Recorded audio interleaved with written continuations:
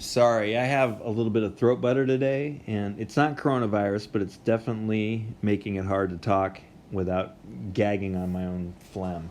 All right, enough about that though. That's a personal problem. You'll just have to deal with it audibly. So what we want to talk about is we want to talk about collective action problems, and that's going to begin with something we talked about a couple weeks ago, and that is public goods.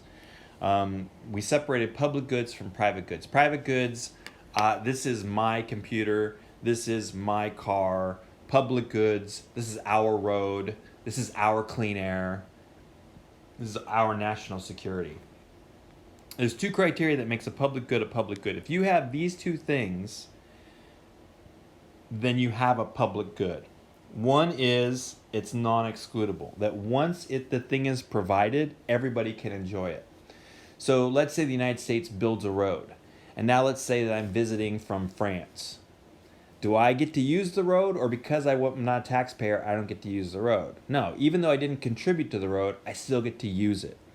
Once it's provided, everybody gets to enjoy it. The second thing is the public good has to be non-rivalrous, which means that when I use it, that doesn't reduce the supply for others. So for example, on a road where we're not talking about traffic, if I drive down the road, I don't actually consume the road. There's still road there. If I use the park, I'm not consuming the park. If I have a piece of pizza, I'm actually consuming that. My enjoyment of that piece of pizza means you can't enjoy it. That's rivalrous. This is non-rivalrous. So anytime we have something that's non-excludable and non-rivalrous, we have a public good. And let me just tell you this right now. There are lots of public goods. And if there's not, we can talk about how these things are a public good. So for example, well, here's some examples. Parks, streets, a sewage system. But we can also talk about things that aren't like things. Like for example, clean air is a public good. Safe trade routes is a public good. No child soldiers is a public good. Reduction in greenhouse gases in the atmosphere is a public good. Less human trafficking is a public good. Reduction in terrorist activity is a public good. Does that make sense? Like all these things are public goods. Now, just know that tons of things are public goods, and if you don't think it's a public good, it actually might be. You just have to think about how it is. So, all right. We're really just distinguishing this from private goods, stuff that a person can own. So public goods, as a rule, tend to be underprovided, and if you want to know why, it's because of that video, the Freerider Problem. Everybody benefits once that public good is provided. Remember, non-excludable. And that leads us to the Freerider Problem that we just talked about a couple weeks ago. You saw this video. I get to enjoy the thing without contributing, so why should I contribute? I mean, if you come to me and say, hey, will you give money to build a park in the neighborhood? I'll say, I don't think so. And then let's say that people get enough money together and they build the park. Well, now I get to enjoy it too. So why would I contribute in the first place? I get to enjoy the park and not contribute, or enjoy the park and contribute. I don't really know why I'm giving you money. Does that make sense? That's the Freerider Problem. You have to overcome that.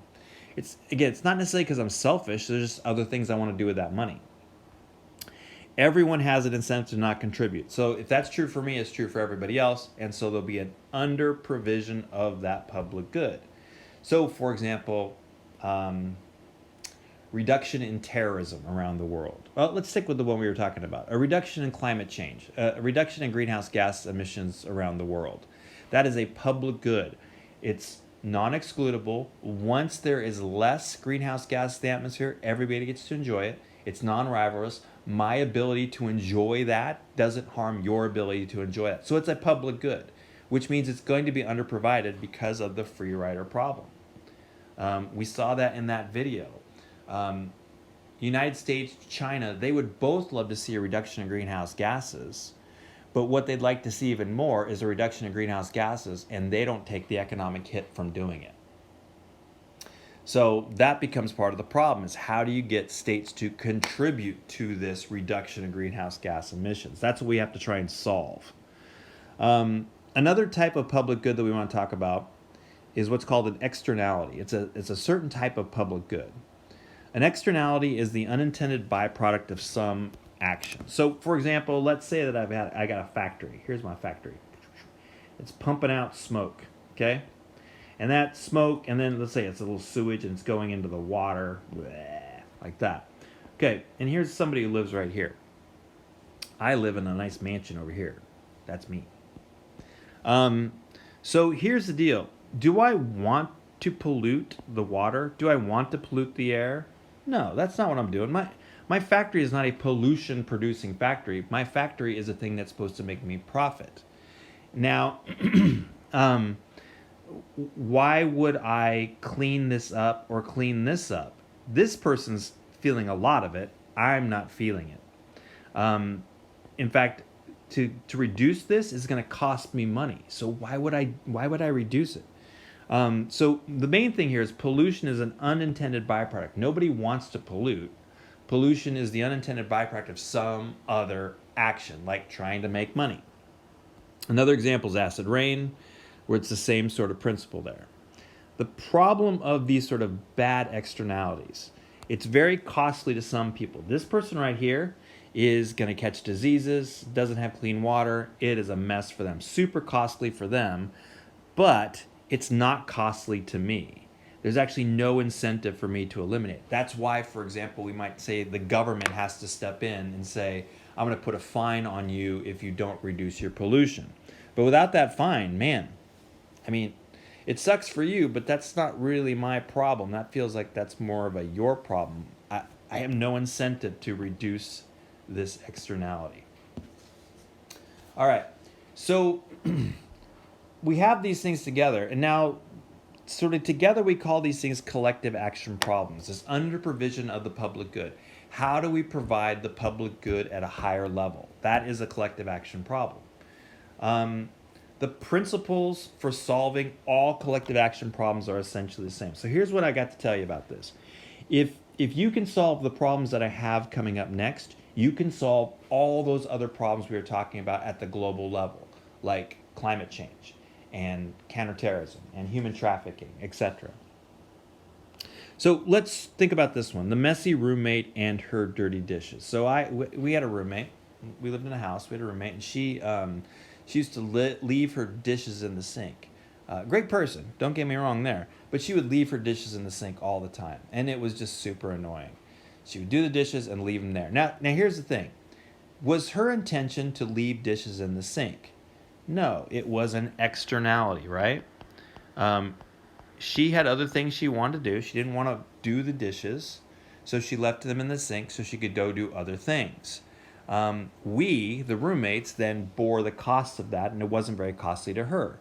So what we did is, and you might know how you solve this problem, like you talk to the roommate and things like that, but things don't change. What we did is we took the dishes and we put them in her bed.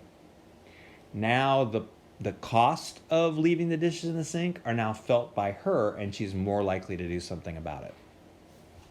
Another example of a collective action problem is a group project. You know, whenever you hear in class that you guys are going to be put into groups and you're all going to get the same grade for whatever thing comes out.